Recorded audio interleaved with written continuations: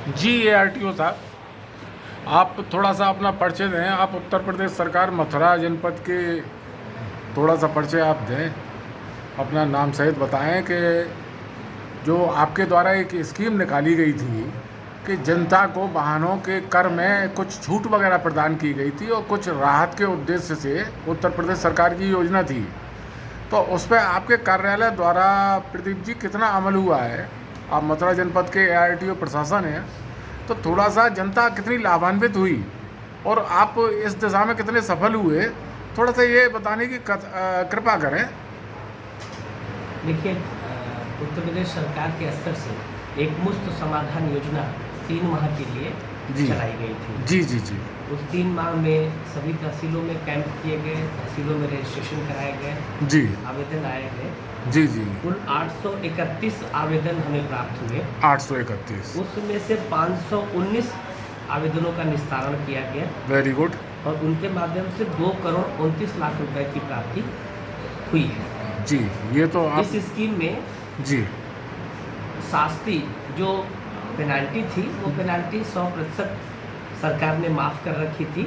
जी प्रतिबंध सिर्फ एक ही था, वो ये कि 1 अप्रैल 2020 से पहले वाहन का रजिस्ट्रेशन होना चाहिए था। जी जी जी ऐसी टोटल 10,986 गाड़ियाँ हमारे जनपद में बकाये में थी, जी जी जी जिनमें 26 करोड़ का रकम हमारा बकाया का था। जी जी जी लेकिन उस दृष्टिकोण से केवल 831 आवेदन ही प्राप्त हुए हैं। पूरे आवेदन नहीं आए। हाँ, जनता ने इसको मतलब जो है जो बड़े बकायेदार थे हाँ हाँ या जो समझदार थे, उन्होंने तो इसका लाभ उठाया। हाँ लेकिन बहुत लोग, जैसे अभी 250 से अधिक जी लोगों ने रजिस्ट्रेशन तो कराए, हाँ किंतु अभी तक उन्होंने पैसा नहीं जमा किया। अच्छा अच्छा अच्छा अच्छा इससे जो 519 वाहन स्वामी थे, उन्होंने तो इसका लाभ लिया, जी जी जी। लेकिन से सभी बचे हुए हैं। तो सर, क्या उनके लिए ये है कि देर आए दुरुस्त आए? अगर वो समय पर कार्यालय पर आए हैं और ये इस तरह का उत्साह दिखा रहे हैं कि बकाया राजस्व को जमा करते हैं, तो उन्हें भी कुछ पेनल्टी छूट का लाभ मिलेगा? नहीं, अब तो ये स्कीम समाप्त हो गई, रजिस्ट्रेशन की तिथि निकल गई। जी जी। यदि सरकार आगे चल कर के कोई निर्णय लेती है, हाँ। तो उसके बारे में हम कुछ नहीं कह सकते। तो इसका मतलब सर, ये मथुरा जनपद में उत्तर प्रदेश सरकार की इस योजना के ऋण माफ़ी योजना के पेनल्टी जो माफ़ी योजना है, इसके माध्यम से ARTO मथुरा यानी कि आपके द्वारा ये 519 लोग को हाँ, हाँ 519 लोगों ने 519 लोग लाभ उठाया है। लाभ उठाया। सर, मगर ये कितने रुपए का लाभ उठा लिया होगा इन लोगों ने कुल ये अंदाजन? भाई कितने प्रतिशत, मतलब ऐसा कितने, मतलब ऐसा है कि अमूमन मतलब अंदाज थोड़ा लगाया जाए कि इस योजना से भाई कितने कितने ये आंकड़े का विषय है, इसको जी। इस तरह से व्याख्यायित नहीं किया जा सकता। हाँ लेकिन एक अनुमान से आप ये मान के चलते हैं कि 2-2.25 करोड़ रुपए जमा हुए हैं। जी जी जी औसतन 30 से 40% धनराशि का हाँ। लाभ लोगों को 30 से 40% धनराशि का लाभ भी। क्योंकि अलग अलग पेनल्टीज हाँ। होती हैं, किसी की 20% बनती है, किसी की 50, किसी की 100, इस तरीके से बनती है। जी, तो ये एक सराहनीय कदम है योगी सरकार का, उत्तर प्रदेश सरकार का, और इसमें काफ़ी लोग लाभान्वित हुए हैं आपके द्वारा। ARTO मथुरा साहब, थोड़ा सा ये बता मैं कि कुछ लोग बाग अपने जो पुराने वाहन हैं उनमें थोड़ा सा ये कहते हैं कि भाई हमारे वाहन का रजिस्ट्रेशन होगा कि नहीं होगा, और थोड़ा सा मतलब ऐसा है कि थोड़ा चिंतित और परेशान रहते हैं। तो ब्रजवासियों के लिए इस दिशा में आपका क्या संदेश है कि वो बेचारों का पुराने का रजिस्ट्रेशन हो जाएगा या नहीं हो जाएगा? कुछ तो नंबर आप अखबार में भी निकलवा चुके हैं कि ये गाड़ियां निरस्त की गई हैं, तो वो अपने वाहनों को लेके कहाँ जाएं, जबकि फिट हालत में, ठीक हालत में है? नहीं, फिट हालत में तो नहीं होंगे। नहीं इतनी पुरानी गाड़ियां हो चुकी हैं। जी जी 15 से 20 वर्ष पुरानी गाड़ियां फिट तो नहीं होंगी।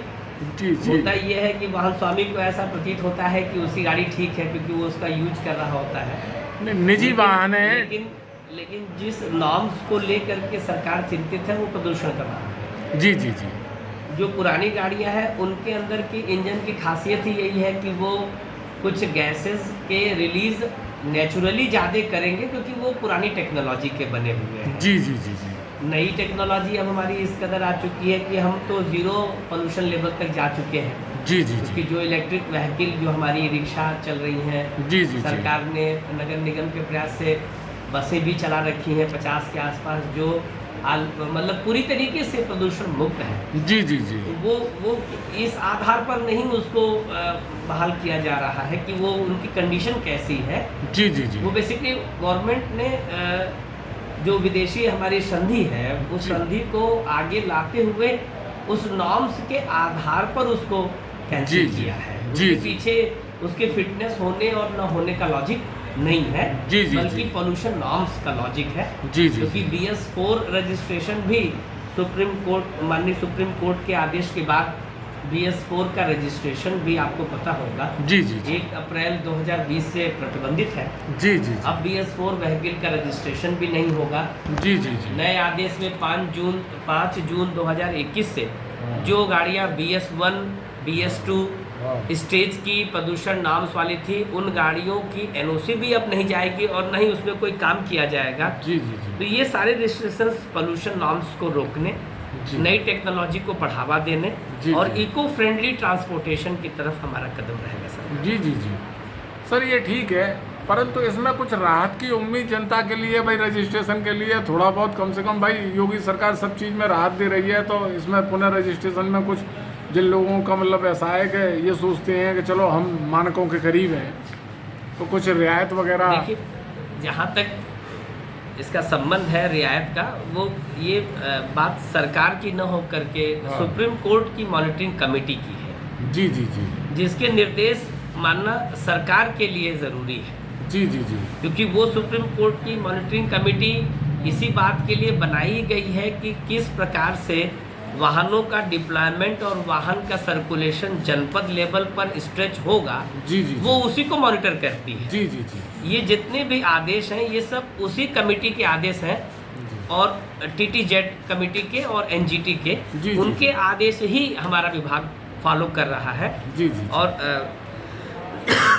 अभी जो वाहन स्वामियों की समस्या थी कि उनकी गाड़ियां अभी ठीक थी और वो उनको किसी और को सेल कर सकते थे, जी या उन जिलों में जिन जिलों में अभी पुरानी वाहनें चलाने की अनुमति NGT ने दे रखी है, जी जी उन जिलों में NOC की बात है, उसको हमारे माननीय आयुक्त महोदय ने इसी पिछली बैठक में ही स्वीकार कर लिया है जी, जी, कि जी। जिन वाहनों के रजिस्ट्रेशन अभी मौजूद हैं, जी क्षमा कीजिएगा, जी जी यदि ऐसे लोग अपनी गाड़ियों को अन्य जगह पे ले जाना चाहें हाँ। तो वो अपने पंजीयन समाप्त होने से पहले ही उसको ले जा सकते हैं। हाँ लेकिन यह है कि ये ज़रूरी देखना होगा कि वो जो उसको अन्य जनपद ले जा रहे हैं जी जी जी वो जनपद में उनका वास्तव में संचालन हो। जी, ऐसा जी। नहीं होना चाहिए कि वो वो यहाँ यही- से NOC ले जाए और यही लौट के आ और जाए। वहाँ दर्ज कराने के बाद वो यहाँ चलाते रहें। जी जी इसी चीज़ को रोक लगाने के लिए हमारी TTZ प्राधिकरण मतलब अथॉरिटी की तरफ से जी मथुरा जनपद में भी 12 कैमरे लगाए गए हैं जो बेसिकली पर्सन और नेम प्लेट आइडेंटिफायर कैमराज हैं। जी, जी, उनके जी। लगाने के पीछे का मकसद भी यही है हाँ। कि जो लोग यहाँ पर अभी तक इस परिपाटी में थे कि वो NOC कासगंज ले गए और चला वो हमारे जनपद में ही रहे थे, ऐसे लोगों पर भी रोकथाम लगाने के लिए व्यवस्थाएं कर ली। नंबर इसमें पुराना ही दिया जाता है या नया? अगर रजिस्ट्रेशन आप नहीं, रजिस्ट्रेशन मार्क एक चेचिस को एक ही प्रोवाइड किया जाएगा जी स्टेट जी में। जी जी जी वो अगर वो स्टेट चेंज करेगी तो उसका नंबर जी चेंज हो जी जाएगा। जी जी जी स्टेट में नंबर एक ही रहेगा चाहे किसी भी जनपद में NOC लेकर। यानी कि 15 साल से ऊपर यहाँ पे निजी वाहन हो या कॉमर्शियल किसी प्रकार की कोई छूट नहीं है दोबारा री रजिस्ट्रेशन में? नहीं, देखिए कॉमर्शियल वाहन में तो कोई प्रतिबंध है ही नहीं, जी जी जी क्योंकि NGT और TTZ दोनों ही अथॉरिटी के स्तर से जी जी भारी वाहनों को अभी रोका नहीं गया है, क्योंकि अभी जो टेक्नोलॉजी का इम्प्रूवमेंट है जी वो अभी सब- हैवी गुड्स के लिए उतना सक्सेसफुल नहीं हो पाया है। जी जी जी जब उस पर सफलता हासिल हो जाएगी, हमारे जो टेक्नोलॉजी सेंटर्स हैं जब वो ऐसी टेक्नोलॉजी बना देंगे कि वो बैटरी से संचालित गाड़ियों से या हाइड्रोजन की गाड़ियों से 40 टन 80 टन माल क्षमता वाली इंजन तैयार कर लेंगे, हाँ। तभी वो उस पर लागू किया जा सकता है, नहीं तो आवश्यक सेवाओं की आपूर्ति बाधित होने का खतरा रहता है। जी जी जी यानी TTZ की मार केवल निजी वाहनों पर रहेगी और- नहीं, निजी वाहन साथ वाणिज्यिक वाहन है, लेकिन वो हाँ। वाहन है जो 3 टन के नीचे हैं जी जी उन पर है। जी जी जी तो अच्छा सर, बहुत बहुत धन्यवाद। आपका ARTO साहब, धन्यवाद। आपने काफ़ी जानकारी दी कि भाई ऐसा है कि तो लोगों को कर में राहत भी मिली है और कुछ लोग बाग अपने वाहनों को यहाँ से कहीं बाहर ले जाके वहाँ रजिस्ट्रेशन करा सकते हैं क्योंकि TTZ का क्षेत्र पर। तो प्रदीप कुमार सिंह जी, ARTO प्रशासन मथुरा, आपका बहुत बहुत धन्यवाद। आपने ये जानकारी शासन की ओर से जनता को दी। उम्मीद है कि जनता इससे जागरूक और लाभान्वित होगी। धन्यवाद।